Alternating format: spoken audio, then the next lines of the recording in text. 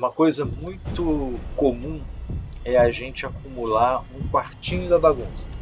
Não façam isso, porque aquele quartinho da bagunça, esse ambiente é favorável para que espíritos trevosos, que a gente chama, eles ali permaneçam. Isso traz para dentro da sua casa uma energia muito negativa.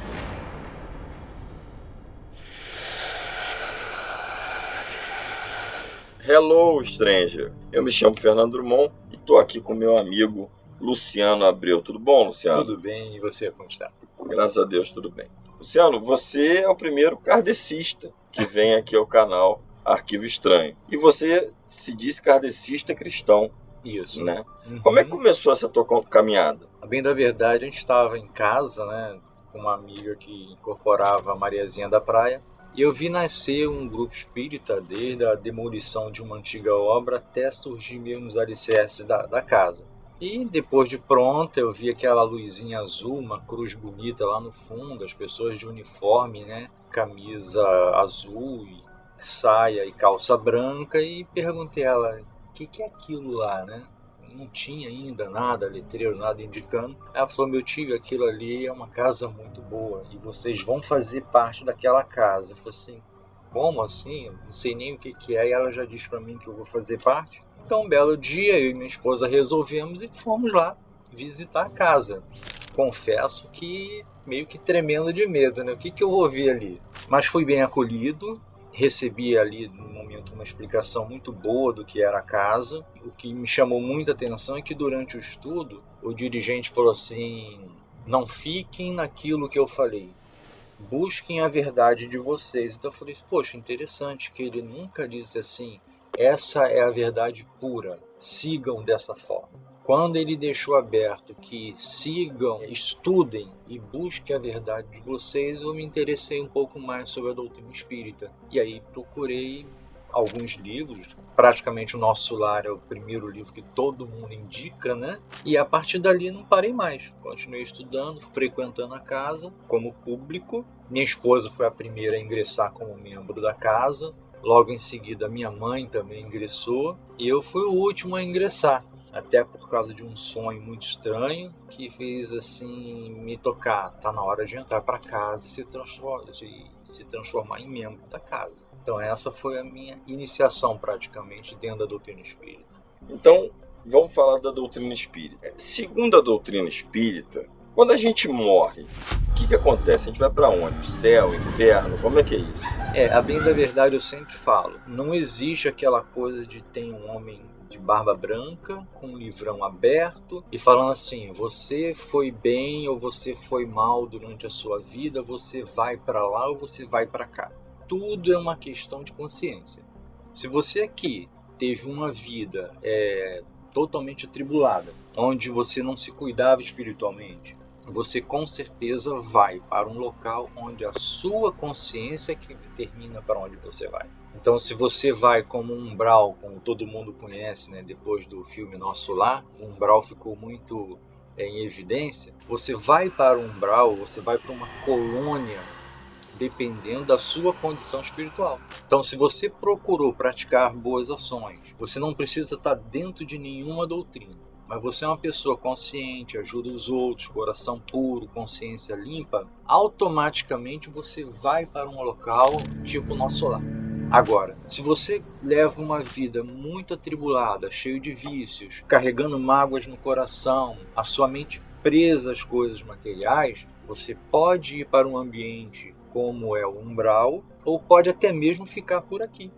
Você não vai nem para o umbral e nem para uma cidade, um exemplo, Nosso Lar. Então aqui seria um nível inferior ao umbral. Em umbral, você continua aqui preso às coisas materiais. Então, literalmente, o inferno é aqui. Já estamos nele, A pessoa desencarna e ela é muito presa às emoções e muito presa às coisas físicas, materiais, ao meu carro, a minha casa, a minha esposa, o meu filho, você fica preso aqui ainda. Tem muitos espíritos por aí vagando sem ter a mínima noção que já desencarnaram. Daí o fato de alguém, eu vi o meu pai dentro da minha casa. Aí eu sempre pergunto, isso é bom ou é ruim?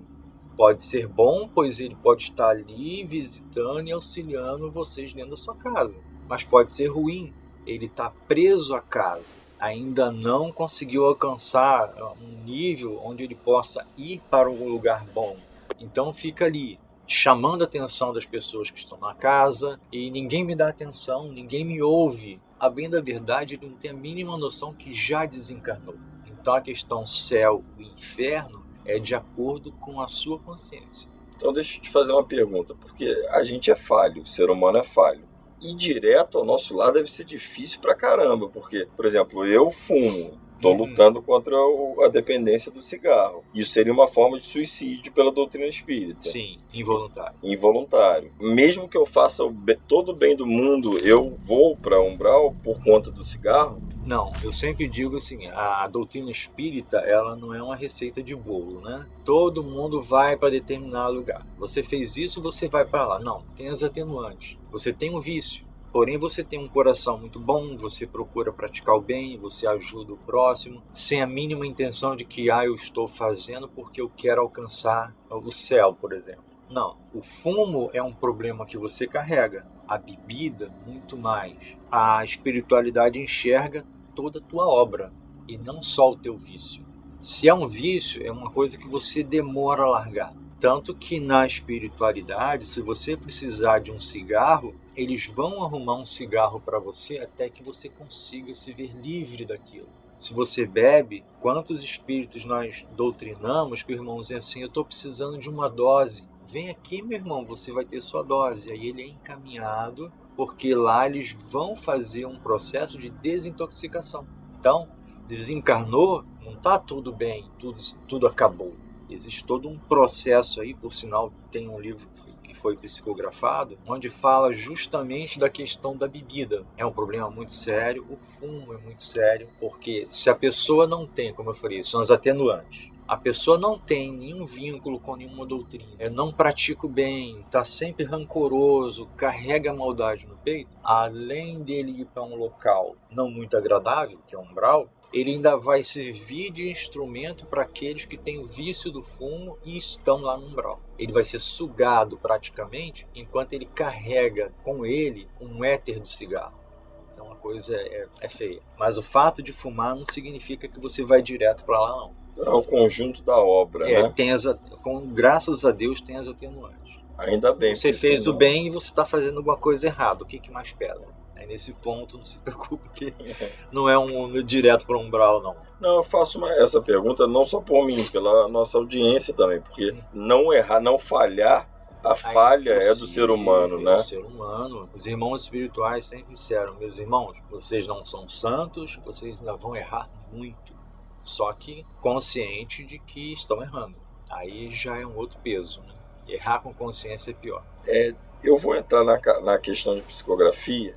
Nós temos coisas especiais que o canal inclusive ganhou. Depois a gente vai ver como fazer para chegar até a comunidade. Eu contei para você em off, e vou contar rapidamente aqui. Meu avô morre em 99, em 2001 eu tenho o primeiro contato com a doutrina espírita. E nesse centro que eu vou eticamente não falar o nome, nesse centro kardecista, eles fazem psicografia em um determinado dia. Então você bota o nome da pessoa, fazem psicografia. E veio uma psicografia ultra genérica, né? Eu que estava com aquela ideia de Chico Xavier, que dizia não vá até o armário tal, que vai ter É claro que Chico teria um espírito muito mais evoluído, né? Você conhece alguém que faça psicografia? Estou levantando a bola para você. Você conhece alguém que faça psicografia? Conheço. A minha esposa, ela psicografa. Nós já lançamos uns 4 livros. Claro que bancando do próprio bolso, né?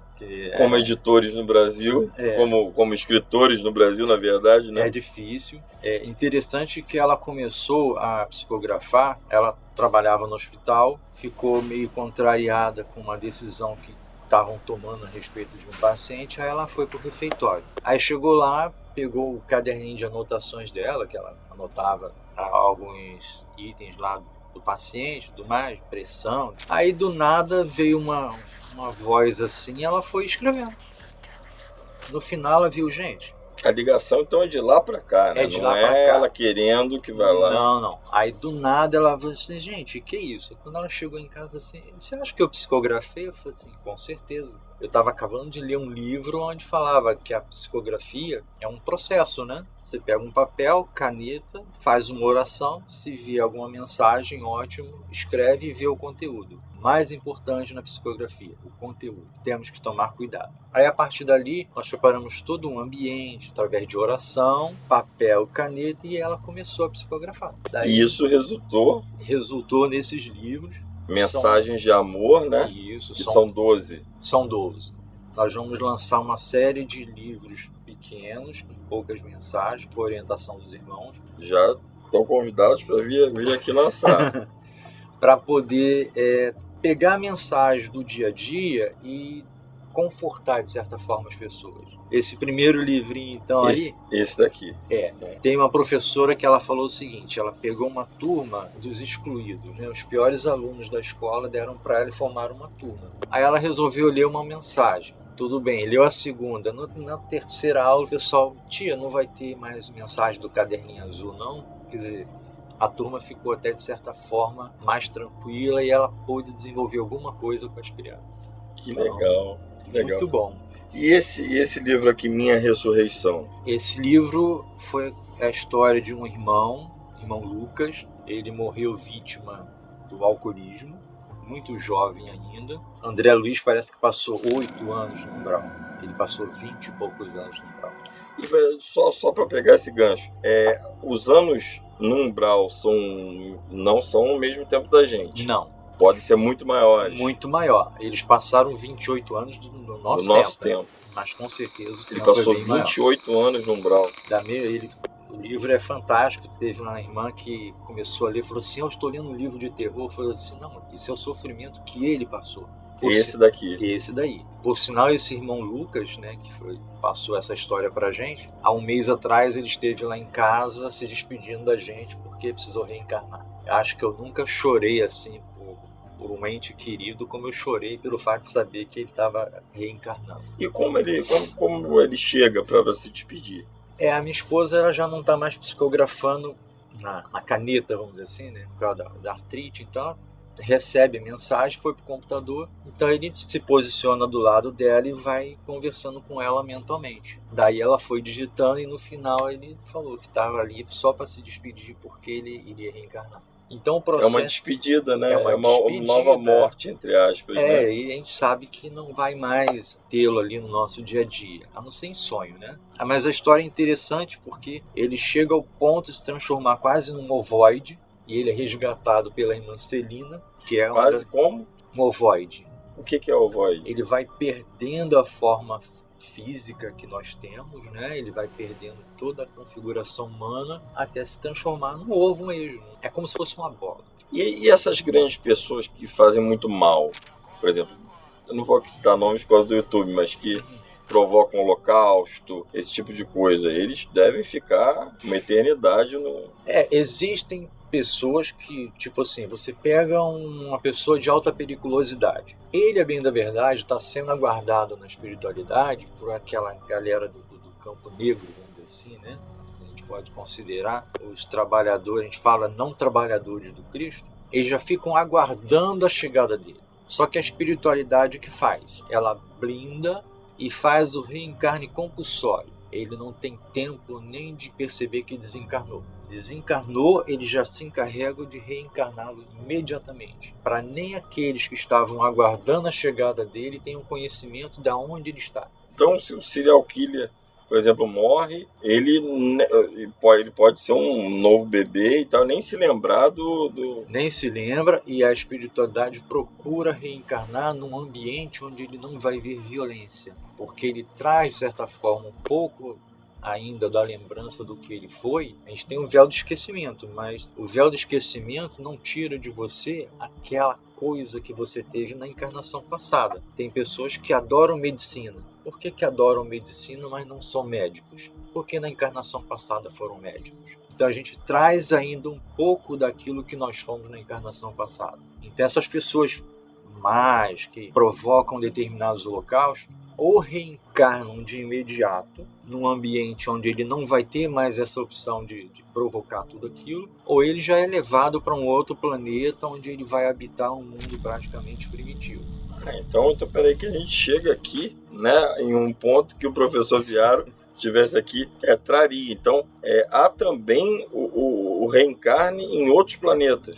Sim, nós estamos passando por um processo transitório, né? Nós estamos com o planeta numa condição em que espíritos que estão desencarnando e que não têm mais condições de habitar aqui já estão sendo levados para um planeta primitivo, onde lá eles vão começar do zero, com toda essa agressividade que eles carregam hoje, vão viver num ambiente propício por enquanto. Então é mais ou menos assim, tem aqui umbral, nosso lar, e planeta da pior que aqui. Isso, ainda no estado primitivo.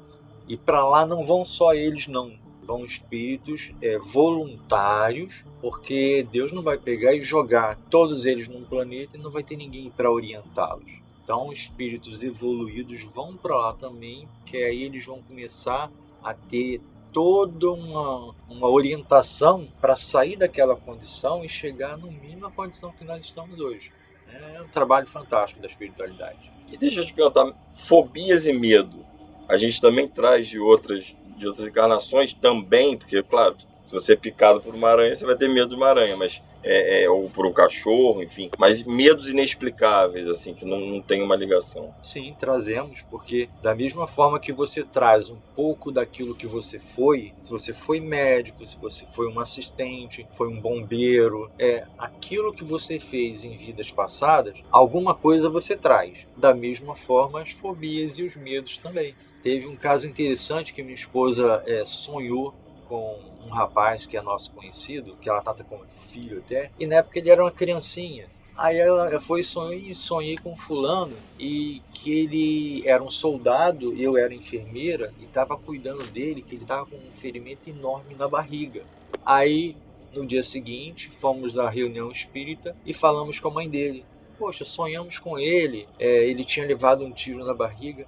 E ele nessa encarnação veio com um problema crônico no estômago. Eu falei, aquele ferimento que ele teve naquela guerra, ele ainda trouxe com ele resquícios do efeito daquele ferimento que ele teve. Então o medo vem junto, vem a fobia, como você falou, vem uma aptidão escondida. Adoro marcenaria, mas eu não consigo fazer a marcenaria nessa encarnação, porque não é para eu trabalhar com marcenaria nessa encarnação. Então a gente traz sim.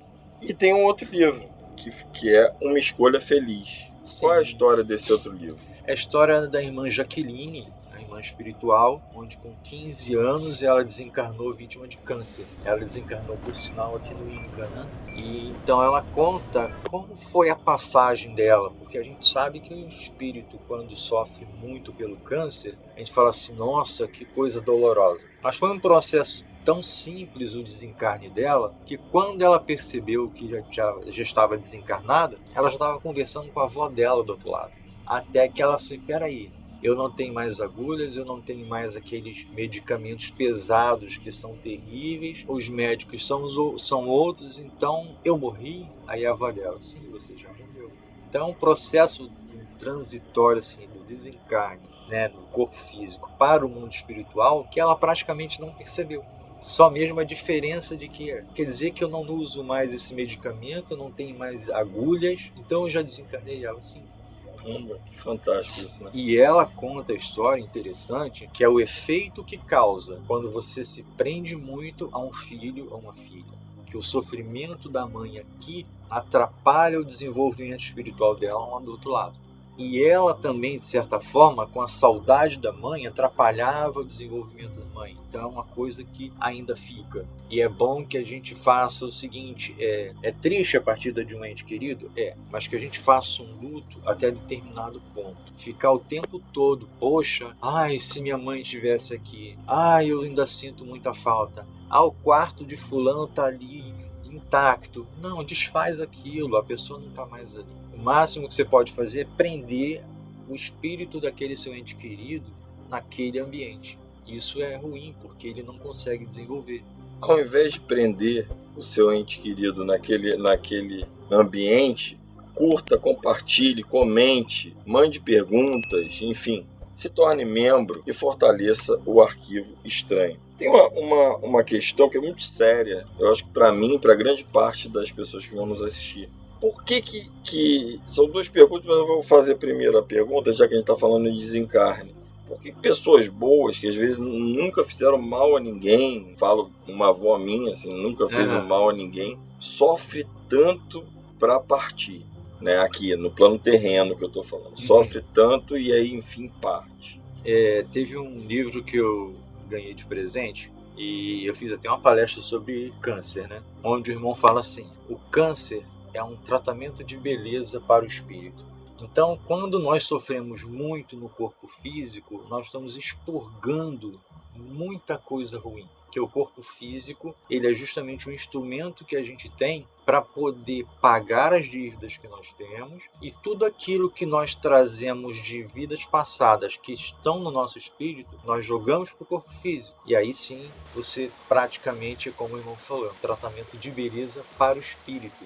Você deixa aquela doença aqui. Claro que quando você chega na espiritualidade, você ainda vai para o hospital, você vai tratar ainda aquilo que o corpo físico apresentou, mas aquela coisa que você tinha, como o ferimento que o irmãozinho tinha na barriga, isso vai ficar aqui no corpo físico. E quando o espírito parte, vamos dizer assim, aí ele já não tem mais aquilo com ele.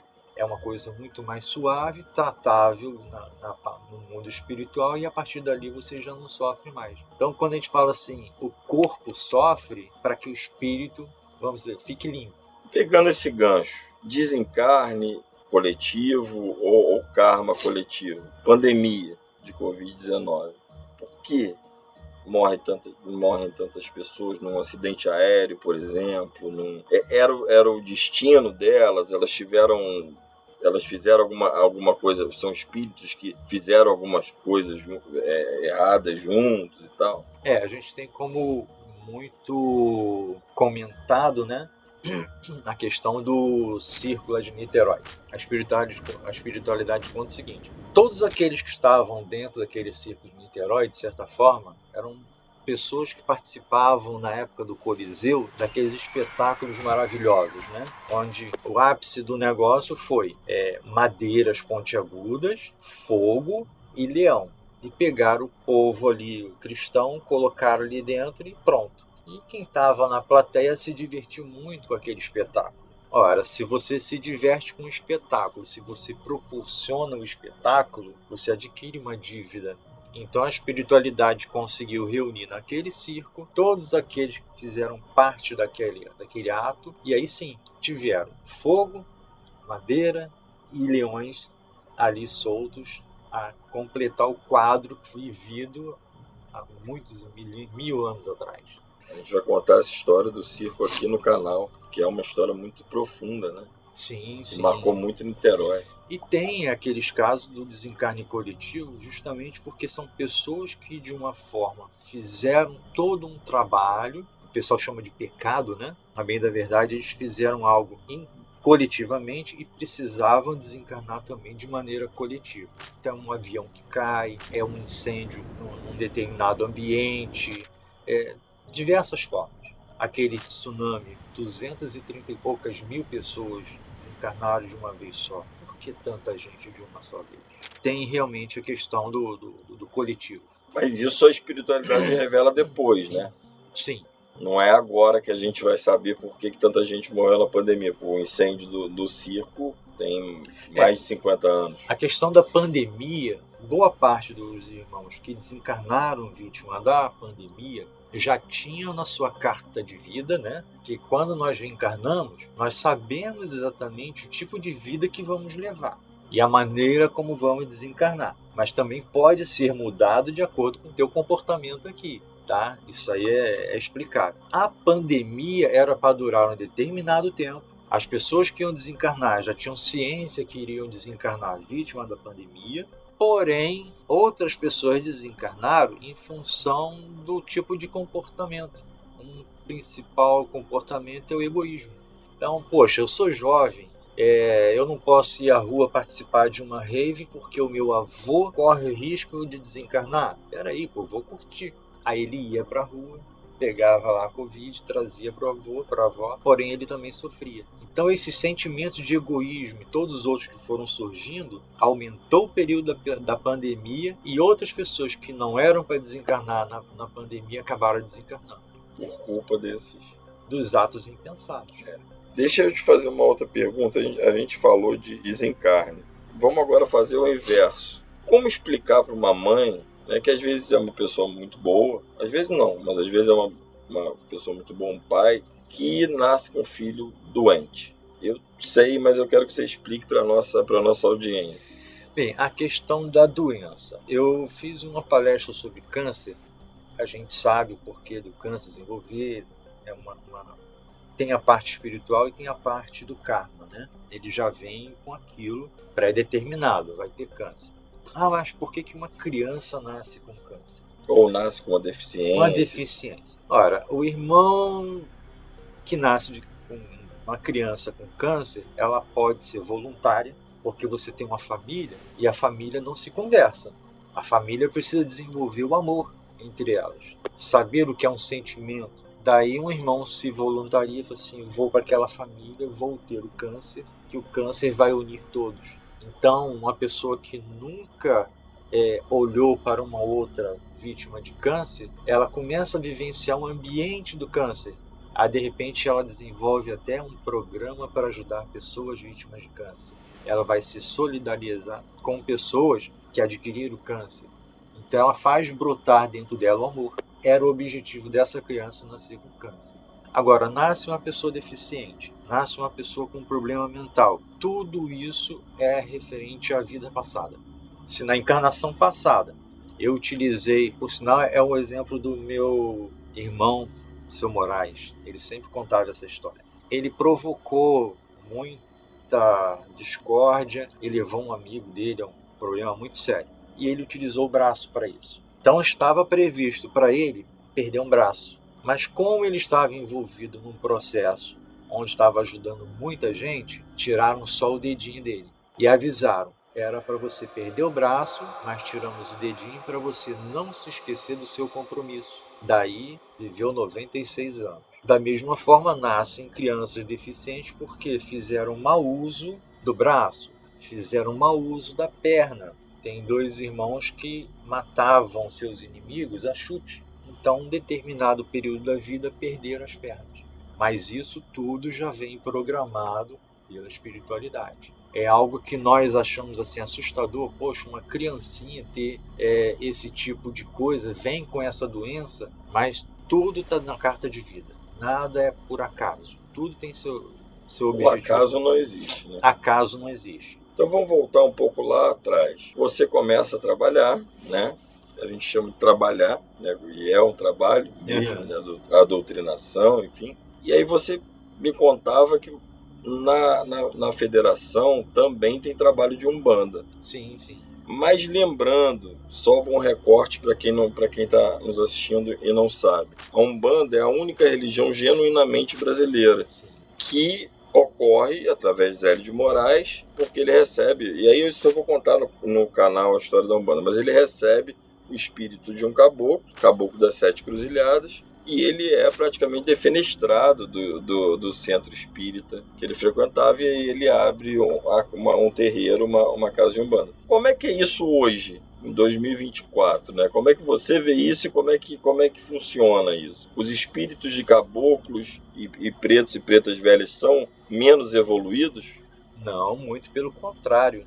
São espíritos muito evoluídos, tá? A história da Umbanda ela é fantástica, porque está no centro de kardecismo. Aí, de repente, um preto velho tenta falar e ele é praticamente colocado de lado até que veio o Zélio, né, com o caboclo das 7 Cruzilhadas, e falou assim, a partir de hoje está fundada a Umbanda. Essa história você vai contar depois. Para que você tenha uma ideia da evolução, quando se fala de um preto velho, de um caboclo ou de um Exu, nós estamos falando de espíritos que desencarnaram e dentro da sua evolução procuraram também a Umbanda. Aí tem um amigo meu que ele falou o seguinte, ele trabalha no centro de Umbanda, uma amiga que era do kardecismo estava indo para a Umbanda, mas estava tendo um conflito muito grande entre eles. entre a mãe e a filha. Aí o caboclo falou assim: traz a irmãzinha aqui que eu preciso falar com ela. Aí a mãe chegou, tudo bem, já que é um pedido. Quando chegou na frente do caboclo, ele: dona fulana de tal, como vai a senhora? Quanto tempo não a vejo? Ela: ué, como assim? A senhora sabe com quem a senhora está falando? Não. Aqui eu sou o caboclo fulano de tal. Lá no centro espírita que a senhora frequenta, eu sou o doutor fulano de tal. Então, o mesmo espírito que estava lá a serviço da casa espírita como médico, também incorpora o caboclo e ajuda no trabalho, porque ele precisa daquele trabalho de caboclo para também evoluir. Então, a Umbanda, tempos atrás, a gente sempre comenta, era um local onde as pessoas iam lá para saber da vida alheia, para saber se arrumar namorado, para saber se acertar na loto, se andar bem da vida, amorosa. fazer uma amarração amorosa. Hoje não. A Umbanda, ela praticamente está sendo tratada como um tratamento espiritual. As pessoas já não vão mais lá para saber da vida alheia. É um problema que a pessoa vem sofrendo psicologicamente, é um problema espiritual. Então, ali eles são orientados de como proceder, o que precisa ser feito, o que a pessoa precisa se melhorar. Porque às vezes não é, fizeram um trabalho para mim. Não, o trabalho só pega se você fizer jus. Se você é uma pessoa que faz suas orações, pratica o bem, podem jogar o que for para você, você não recebe. Agora, se você não se vigia, não se policia, que né, semelhante traz semelhante. Então, o que joga, pega. Então, a Umbanda já evoluiu bastante. A Umbanda hoje estuda. Não é mais aquele médium que chega, incorpora, troca a roupa e vai embora. Tem suas datas para estudo do Evangelho, tem estudo do Antigo Testamento, estudo do Novo Testamento, tudo bem organizado, e o médium hoje ele tem que estudar para fazer parte da casa. Luciano, você falou em um determinado momento da entrevista sobre objetos, enfim, coisas que se guarda e que se fica apegado àquilo. Não, isso foi da minha avó, isso foi do meu avô, isso foi da minha mãe. É como se aquilo, se fosse a pessoa presente ali. Fora isso, tem alguma coisa que a gente não deve ter em casa? E também alguma coisa que a gente deve ter em casa pela doutrina espírita kardecista? Uma coisa muito comum é a gente acumular um quartinho da bagunça. Não façam isso, porque aquele quartinho da bagunça, esse ambiente é favorável para que espíritos trevosos, que a gente chama, né, eles ali permaneçam. Isso traz para dentro da sua casa uma energia muito negativa. Então, a princípio, nada de quartinho de bagunça. Procure manter coisas novas. Se você tem um objeto, quebrou, não te serve mais, se desfaça dele. Eu vou comprar na loja de usados um determinado objeto. Você não sabe a quem pertenceu aquele objeto. Antes de entrar na sua casa, faça uma oração pedindo para que aquele objeto seja imantado de luz, e aí você coloca ele na sua casa. Porque se é um objeto que você está trazendo, que pertenceu a alguém muito materialista, você está trazendo o objeto e o espírito daquela pessoa. Tem uma irmãzinha que ela falou que o marido comprou um carro e que ele tentava fazer o carro funcionar e de jeito nenhum o carro funcionava. Até que ela viu o espírito do dono do carro do lado do carro. Ela falou assim: olha, esse carro não vai funcionar enquanto a gente não fizer um trabalho aí de oração para que o dono do carro está aí do teu lado. Aí conversaram, chamaram o pessoal da doutrina espírita, conversaram, o irmãozinho seguiu e ele conseguiu fazer o carro funcionar. Então são coisas do mais simples até o mais assim, como não funciona? Por que eu estou trazendo para dentro da minha casa algo que pertenceu a uma pessoa muito materialista? Eu estou trazendo para dentro da minha casa a companhia do irmão.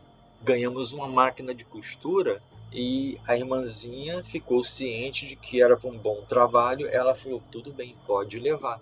Isso espiritualmente. Pode levar que vai servir de bom uso. Então ela não era pegada à matéria. Foi possível a gente levar a máquina de costura para nossa casa sem problema nenhum. E ter em casa arejada, plantas que podem ser colocadas dentro de casa, músicas agradáveis. Tem alguns exemplos dessas plantas? Olha, o irmão me passou algumas no momento eu esqueci, mas posso te passar depois, você passa o pessoal do canal. Então comenta aí se você sabe alguma planta. Eu sei que o que eu ouvi já falar é que cactos são bons, né? Sim, cactos bons. Tem plantas que nós podemos ter dentro de casa, mas temos que tomar cuidado com os animais, porque eles podem comer as plantas e comendo pode passar mal. Então, só seguir a orientação do que um irmão dentro de um terreiro pode orientar. Olha, coloca para você, coloca tal planta assim, assim, assim, porque ela é fonte de energia, ela absorve ou ela retrai. Isso tudo dá para ajudar. Cristais. Eu tenho uma pedra no meu jardim que a pedra atrai energias. Então, quem já entra no meu quintal já se depara com uma pedra ali que ela capta as energias. Então, é sempre bom. Pedra de ônix é bom? Existem várias pedras. Teve uma amiga que ela tinha na mesa de trabalho dela umas pedras. Aí quando eu chegava para conversar, ela toca na pedra azul, por favor. Eu falei, tá bom.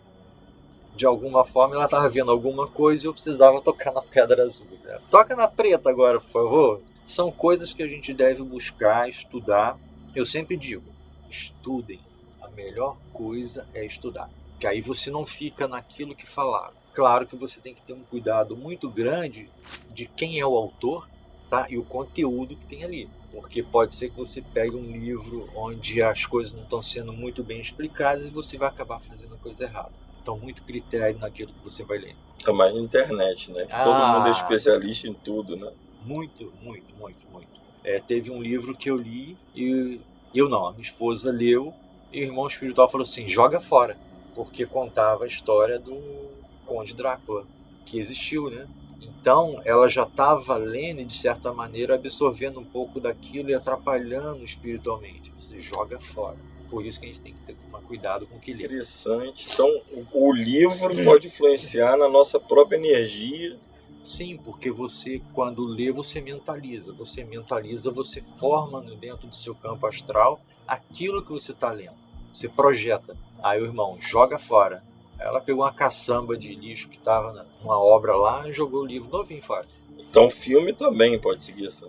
Filme também. Você, de certa forma, você absorve todo aquele impacto que o filme te passa. Eu fiz uma palestra que teve uma novela onde todo mundo estava aguardando a vingança da chamada mocinha, né? Da novela. Aí eu percebi que todo mundo estava vibrando, só que a personagem estava se vingando. Eu falei assim, por que estão vibrando no momento de vingança, onde ela praticamente se equipara à pessoa na qual ela está se vingando? Porque o ideal seria, eu tenho a oportunidade de me vingar, mas vou mostrar para ela o que é o certo. Aí você imagina, o Brasil com 60 milhões de espectadores, todo mundo vibrando por um sentimento de vingança. Que energia que nós produzimos naquele momento da novela. Bom seria se ela tivesse dado o exemplo. Ah, você fez isso e isso comigo? Só que agora eu não vou fazer isso com você. Vou te mostrar como se faz. E fazer o certo. Mas talvez não desse audiência, né? Aí é que tá, né? A audiência. Esse é um problema sério. O pessoal fala o seguinte, vai assistir filme de terror, faz duas vasilhas de pipoca. Uma para você e uma pro irmãozinho que vai estar do teu lado assistindo o filme junto com você. Então não devemos assistir filme de terror. É bom não. Dentro de casa. Dentro de casa não. Não. Porque de certa forma você mentalizando, você traz todo aquele ambiente para dentro da sua casa. Olha, fica um aprendizado aí, porque eu adoro filme de terror, a gente faz comentários aqui, mas eu sempre ouvi isso também e é muito interessante a gente sempre aprender. Estamos aprendendo muito aqui com o Luciano, então curta, compartilhe, torne-se membro para ajudar o nosso canal. Luciano, existem casas mal assombradas, locais mal assombrados, como é que é isso? Por sinal, eu fiz uma palestra há uns 15 dias atrás falando sobre casa mal assombrada, né? A bem da verdade, não existe casa mal assombrada. Nenhuma casa hoje em dia, por mais nova que seja, ou mais antiga que seja, ela não tem só os habitantes materiais. Todas as casas têm espíritos ali. Nós dividimos as nossas casas com irmãos espirituais.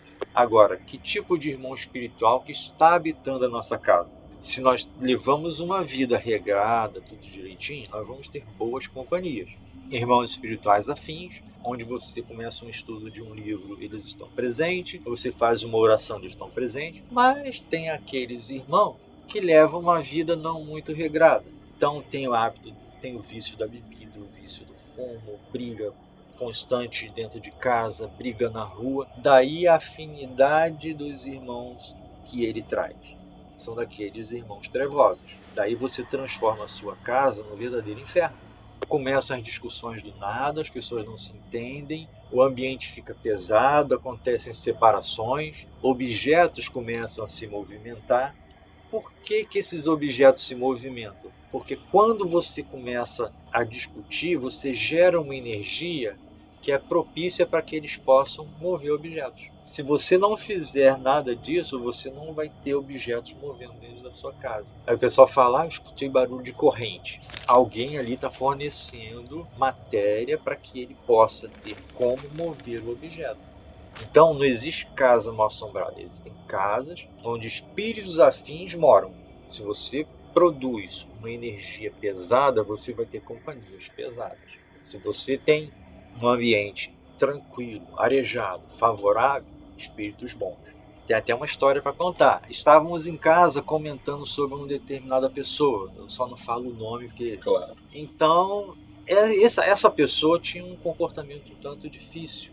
Racista, não gostava de determinadas pessoas, estava sempre e morava sozinha. Então começamos a conversar sobre essa pessoa, e é muito ruim, tá, você comentar sobre a vida alheia, porque você atrai o que você está falando, daquela pessoa, o que ela tem com ela, você atrai para você. Aí minha esposa foi dormir, na madrugada, daqui a pouco ela me acorda. O que foi? Poxa vida, olha, comentamos tanto sobre a pessoa, que veio um irmão espiritual aqui, me levou na casa dela. Quando chegamos na casa dela, ele me apresentou o ambiente da casa dela. Tinham para mais de 20 irmãos trevosos lá, todos cobrando dela alguma coisa. E o irmão falou assim, nós estamos aqui porque ela proporciona isso. Ela permite que estejamos aqui. E foi uma coisa assim que ele falou, olha, agora precisamos voltar o mais rápido possível para sua casa, porque sou eu que mando aqui. Mas a sua presença está incomodando os outros e eu posso ter problemas. Retornou com ela, aí quando ela retornou para casa, acordou e falou assim, estive lá, o ambiente é pesadíssimo. Então é uma casa que você entra, você não vê, mas é como se fosse uma casa mal assombrada, apesar de não ter casa mal assombrada. Você fala desses irmãos trevosos, eles têm escolha ou é pelo que eles fizeram aqui, enfim? Muitos têm escolha. Por mais eles que escolheram ser das trevas. Sim, aqui tinha um determinado tipo de comportamento. Desencarnaram, gostam daquele tipo de vida. Então você fala assim, nós vamos te socorrer, vamos te levar para um ambiente melhor. Eu gosto do que faço. Mas você está atrapalhando a vida, eu ganho para isso. Então por mais que você tente doutrinar e tirar aquele espírito daquela condição, ele não quer sair daquela condição. Ele prefere ficar ali. Alguns exercem cargo de chefia e falam assim, aqui eu mando. Ela fala assim, mas você também obedece ordem. Não, mas aí, você não é o dono, não é seu dono. Você obedece também a alguém. E se você não fizer o que ele quer, você sofre consequências, não sofre? Então tem sempre uma hierarquia. Tem um que manda em 10, 20, mas ele também presta ordem a uma instância superior. Assim. Muitos é por opção. E para tirar eles dessa condição é um pouco difícil. É difícil porque eles querem, né? Eles querem, eles gostam. Fazer o ser humano sofrer o encarnado. Até porque muitos deles são nossos inimigos e nós não sabemos que são nossos inimigos, né? Cobrando dívidas passadas. E aí, podem viver há anos, assim, né? Centenas de anos. Podem. Tem irmãos espirituais, essa questão de centenas de anos, né? Sessão de desobsessão, você às vezes consegue recuperar irmãos que estão há mais de 100 anos na espiritualidade, há mais de 200 anos na espiritualidade. Meu filho estava brincando com esse negócio de RPG e estavam falando sobre cavaleiros medievais, espadas, não sei o quê. Aí o irmão falou assim, pede para parar com essa brincadeira. Já estão se aproximando deles cavaleiros medievais. Espíritos de cavaleiros medievais. Então são espíritos que desencarnaram centenas de anos, ainda estão vagando por aí. A simples conversa atrai. para dentro do teu ambiente, seja no trabalho, seja em casa, onde você estiver. Luciano, a gente está caminhando para o fim desse grande papo que a gente teve aqui. Eu queria te fazer uma pergunta. Qual foi a coisa mais impressionante que você... É claro, tudo deve impressionar porque a gente é humano, né? E eu acho que nada mais humano do que, né, se chocar com algumas coisas. Mas dentro do teu caminho da espiritualidade, o que mais te impressionou? Bem, tem as questões positivas e as negativas, né? Olha, quando você vê um irmão que chega numa mesa mediúnica, um sofrimento enorme, e de repente ele, a partir dali, ele sai numa condição em que ele recebeu toda a orientação, aceitou, e a partir dali ele leva uma nova vida, tem determinadas histórias que a gente se emociona. Histórias de filhos que estão há muito tempo na espiritualidade, errando e tentando de todas as formas sair daquela condição, do nada aparece do lado dele o espírito da mãe, o espírito do pai, e conversa com ele, ali há um choro geral e ele é encaminhado. Isso é um momento marcante que deixa uma mesa mediúnica feliz. E tem momentos também que faz você pensar, o que me marcou e me fez se tornar membro de uma casa. Foi um sonho que eu tive. Sonho, entre aspas, né? Eu fui dormir, do nada eu ganhei uma cotovelada da minha esposa. Eu falei, prenderam a minha cabeça contra o travesseiro. Eu sentia alguém pressionar a minha cabeça, eu acordado, contra o travesseiro.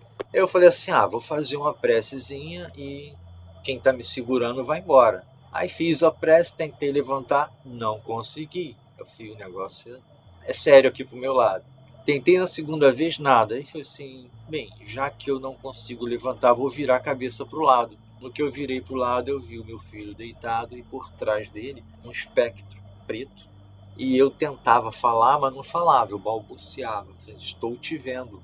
Aí, na terceira vez que eu falei, eu estou te vendo, ele correu, passou por cima de mim. O que estava segurando minha testa me soltou. Aí eu sentei na cama, parecia que tudo dentro de mim estava borbulhando. Parecia que os órgãos estavam tudo misturado, uma coisa muito ruim. Aí sim eu mentalizei a cruz desse grupo espírita e fiz minha oração. Em cada ponto da cruz surgiu uma luz. E elas foram aumentando e de repente se formou uma luz só. Eu ainda fiquei com medo assim, poxa, o pessoal fala para não entrar na luz, né? E eu não era membro da casa.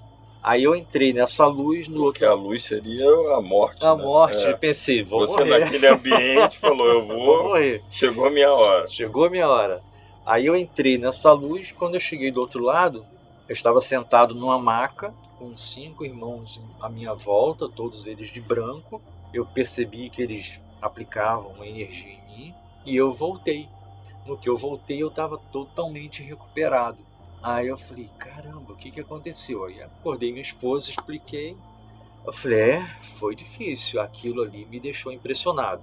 Aí conversando com o seu Moraes, que é o dirigente da casa, ele falou, meu irmão, é a última oportunidade que a espiritualidade está te dando para você tomar um rumo na sua vida.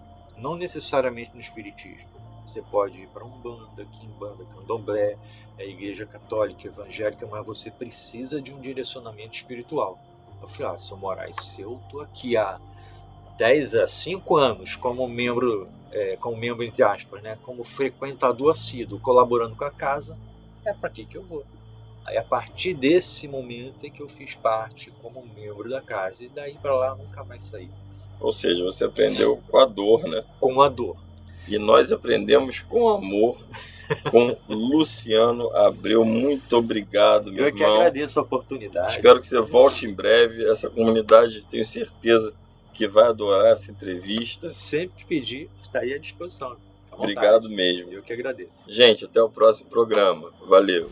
Se você gosta do nosso canal, se gosta do conteúdo que nós produzimos de ufologia, de paranormalidade e todos os temas estranhos, eu quero lhe convidar a se inscrever no nosso canal, a tornar-se membro e considerar apoiar esse canal também. Contamos com você.